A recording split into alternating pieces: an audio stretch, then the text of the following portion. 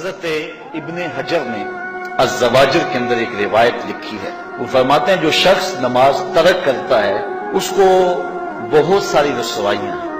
وہ کہتے ہیں پہلی بات تو یہ ہے کہ اس کی عمر میں برکت اٹھا لی جاتی ہے. دوسری بات اس کے چہرے سے صالحین کا نور اتار لیا جاتا ہے. تیسری بات وہ کوئی بھی عمل کرے اس کا ثواب نہیں ملتا اسے.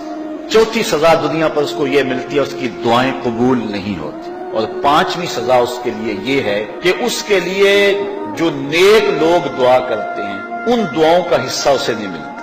مومن نیک سحری وقت اٹھ کے دعا مانگتے ہیں اللہ پوری امت پر کرم کر دے تو یہ بھی امت میں شامل ہے. دعا اللہ والے کی تو قبول ہوئی لیکن اس کا حصہ نیک لوگوں کی دعاؤں سے نکال دیا گیا. یہ دنیا پر اس کو سزائیں ہیں.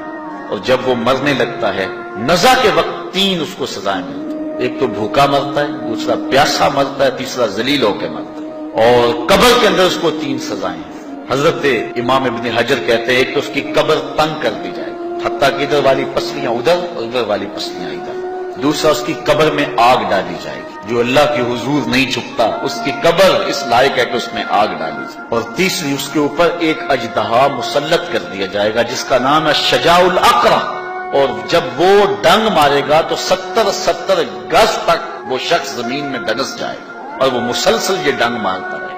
اور کہا کہ تین سزائیں اس کو حشر میں پہنچیں گی. ایک تو اس کا حساب سختی سے لیا جائے گا. دوسرا اللہ تعالیٰ جل شانہ اپنے قہر و غضب کا اس پہ اظہار کرے گا. اور تیسری اس کو سزا یہ دی جائے گی کہ اس کو جہنم میں ڈال دیا جائے گا. میں اور آپ آج کی اس بزم میں یہ پختہ عزم کر کے اٹھیں کہ آج ہم خود بھی اور اپنی اولاد کو بھی اپنے دوستوں کو بھی. میرے والد گرامی فرمایا کرتے تھے جس سے دوستی ہونا اس کی انگلی پکڑ کے دین کی راہ پہ لے آؤ. یہ دوستی کا حق ہے. اس کے لیے آپ بہت کچھ کرتے ہیں لیکن اگر اس کو دین نہیں دیا تو کچھ نہیں دیا. کوشش کرو میرا دوست ہو اور جہنم میں جائے. والدین بچے کے مستقبل کے لیے کتنی کوشش کرتے ہیں, لاکھوں روپیہ لگاتے ہیں مستقبل ٹھیک ہو جائے. یونیورسٹیوں کے اندر کالجوں کے اندر کتنی بھاری فیسیں بھرتے ہیں. میں نے دیکھا بوڑھا باپ اپنی کمر پہ بوریاں لاد کے مزدوری کرتا ہے. مائیں اپنا زیور بیچ رہی ہیں کہ اولاد پڑ جائے. میاں اتنا کچھ کیوں کر رہے ہو جی مستقبل ٹھیک ہو جائے. یہ مستقبل کتنا ہے 20-25 سال کا. اور جو اصل مستقبل ہے اس کی فکر ہی نہیں کسی. اصل مستقبل تو وہ ہے. اللہ اکبر. کسی کا انٹرویو ہوتا ہے لوگ کہتے ہیں جناب دعا کرو کہ اس انٹرویو میں وہ کامیابی سے گزر جائے. میں کہتا ہوں جب قبر میں اترتا ہے پھر کسی نے آ کر کبھی نہیں کہا کہ دعا کرو مشکل گھڑی آ گئی ہے خیریت سے گزر جائے. اصل امتحان تو یہ ہے. اگر اس امتحان سے گزر گیا تو کامیابی اور بامرادی. یہ تھوڑا سا مستقبل دنیا کا اس کے لیے ہم کتنے پیسے لگا دیتے ہیں.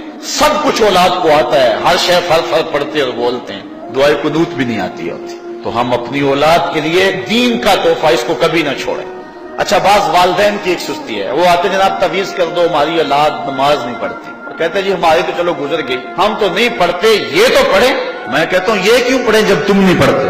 تم مجھ سے تعویذ لینے آگے ہو جو تعویذ اللہ کے رسول نے تمہیں دیا تھا کہ 7 سال کے ہوں تو پکڑ کے انگلی مسجد کا راستہ دکھاؤ, 10 سال کے ہو جائیں تو مار کے پڑھاؤ, ان کے سینے میں اللہ کا خوف داخل کرو, ان کو قرآن کی تلاوت سکھاؤ. علموا اولادکم 3 خصال, اپنی اولاد کو 3 چیزیں سکھاؤ. حب نبیکم, ایک اپنے نبی کا پیار سکھاؤ. وحب اہل بیتہ, رسول اللہ کے اہل بیت کا پیار سکھاؤ. وتلاوت القرآن, اور قرآن کا پڑھنا سکھاؤ. چھین لو سیڑھیاں ان کے ہاتھوں سے گانے والی, چھین لو ان کے ہاتھوں سے ناول اور ان کے ہاتھ میں قرآن دے دو. کتنے خوش نصیب دن تھے, گلیوں سے گزرتے تھے گھروں سے قرآن کے پڑھنے کی آواز آتی تھی. اس ویڈیو کو شیئر ضرور کریں, ہو سکتا ہے آپ کے ایک شیئر سے یہ بات کسی کے دل میں اتر جائے.